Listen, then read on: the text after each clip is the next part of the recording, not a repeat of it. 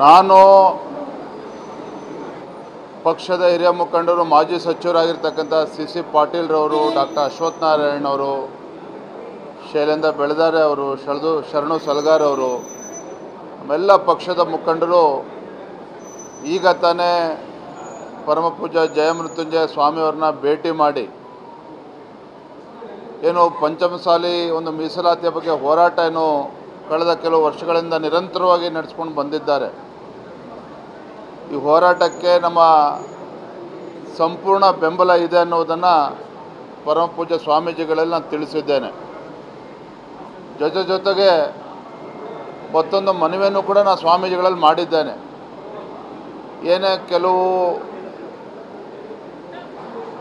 ವೈಯಕ್ತಿಕ ಕಾರಣಕ್ಕೆ ಈ ಪಂಚಮಸಾಲಿ ಹೋರಾಟಕ್ಕೆ ಯಡಿಯೂರಪ್ಪನವರು ಇಂದಿನ ಮುಖ್ಯಮಂತ್ರಿಗಳ ಒಂದು ಬೆಂಬಲ ಇಲ್ಲ ಅಂತ ಹೇಳಿ ಬಿಂಬಿಸ್ತಕ್ಕಂಥ ಪ್ರಯತ್ನ ನಿರಂತರವಾಗಿ ಮಾಡ್ಕೊಂಡು ಬಂದಿದ್ದಾರೆ. ಹಾಗೆ ನಾನು ಸ್ವಾಮೀಜಿಗಳಲ್ಲೂ ಕೂಡ ಹೇಳಿದ್ದೇನೆ, ಮನವಿ ಮಾಡಿದ್ದೇನೆ. ಹಿಂದೆ BJP ಸರ್ಕಾರ ಇದ್ದಾಗ, ಸನ್ಮಾನ್ಯ ಯಡಿಯೂರಪ್ಪನವರು ಮುಖ್ಯಮಂತ್ರಿಗಳಿದ್ದಾಗ ಪಂಚಮಸಾಲಿ ಸಮಾಜಕ್ಕೆ 3Bಯನ್ನು ಕೊಟ್ಟರು.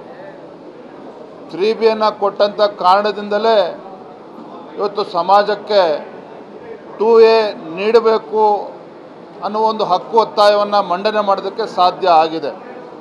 ಹಾಗಾಗಿ ಈ ಒಂದು ಹೋರಾಟಕ್ಕೆ ನಮ್ಮ ಬೆಂಬಲ ಇಲ್ಲ, ಯಡಿಯೂರಪ್ಪನವ್ರ ವಿರೋಧ ಇದೆ, ಅನ್ಯಾಯ ಮಾಡಿದರು, ಇದ್ಯಾವುದೂ ಕೂಡ ಸರಿಯಲ್ಲ, ಸತ್ಯಕ್ಕೆ ದೂರ ಆಗಿರ್ತಕ್ಕಂಥದ್ದು. ಖಂಡಿತ ಈ ತಪ್ಪು ಅಭಿಪ್ರಾಯಕ್ಕೆ ಅವಕಾಶವನ್ನು ಯಾರೂ ಕೂಡ ಕೊಡಬಾರ್ದು ಅನ್ನುವ ಮನವಿಯನ್ನು ನಾನು ಮಾಡಿದ್ದೇನೆ. ಸ್ವಾಮೀಜಿಗಳು ಕೂಡ ಭಾಳ ಸಂತೋಷವಾಗಿ ಮನಸ್ಸು ಬಿಚ್ಚಿ ಇವತ್ತು ಮಾತನಾಡಿದ್ದಾರೆ. ಇಲ್ಲ, ಸಾಕಷ್ಟು ತಪ್ಪು ಅಭಿಪ್ರಾಯಗಳಿತ್ತು, ಇವತ್ತೇನು ಕಾಂಗ್ರೆಸ್ ಸರ್ಕಾರ ಬಂದ ಮೇಲೆ ಯಾವ ರೀತಿ ನಮ್ಮ ಹೋರಾಟವನ್ನು ಹತ್ತಿಕ್ಕತಕ್ಕಂಥ ಕೆಲಸ ಮಾಡ್ತಾ ಇದೆ. ಹಿಂದೆ ಯಾವುದೇ ಸರ್ಕಾರ, ಯಡಿಯೂರಪ್ಪನವರು ಮುಖ್ಯಮಂತ್ರಿಗಳಿದ್ದಾಗೂ ಸಹ ಈ ರೀತಿ ದೌರ್ಜನ್ಯಗಳು ಆಗಿರಲಿಲ್ಲ ನಮ್ಮ ಸಮಾಜದ ಮೇಲೆ. ಇವತ್ತು ಕಾಂಗ್ರೆಸ್ ಸರ್ಕಾರ ಬಂದ ಮೇಲೆ ದೌರ್ಜನ್ಯಗಳು ನಡೀತಾ ಇದೆ, ಹೋರಾಟವನ್ನು ಹತ್ತಿಕ್ಕತಕ್ಕಂಥ ಕೆಲಸ ಆಗ್ತಾ ಇದೆ. ಖಂಡಿತ ನೀವೆಲ್ಲರೂ ಕೂಡ ಸಹಕಾರ ನೀಡಬೇಕು ಅಂತ ಹೇಳಿದ್ದಾರೆ. ನಾವು ಕೂಡ ಸಂಪೂರ್ಣವಾಗಿ ಸಹಕಾರವನ್ನು ನೀಡ್ತೇವೆ, ಬೆಂಬಲವನ್ನು ನೀಡ್ತೇವೆ ಅನ್ನುವ ಮಾತನ್ನು ನಾನು ತಿಳಿಸಿದ್ದೇನೆ.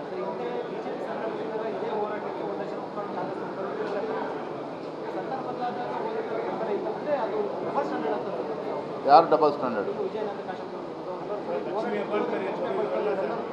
ನಾನು ಅವ್ರ ಬಗ್ಗೆನೇ ಅವ್ರಿಗೆ ಕೇಳಿ,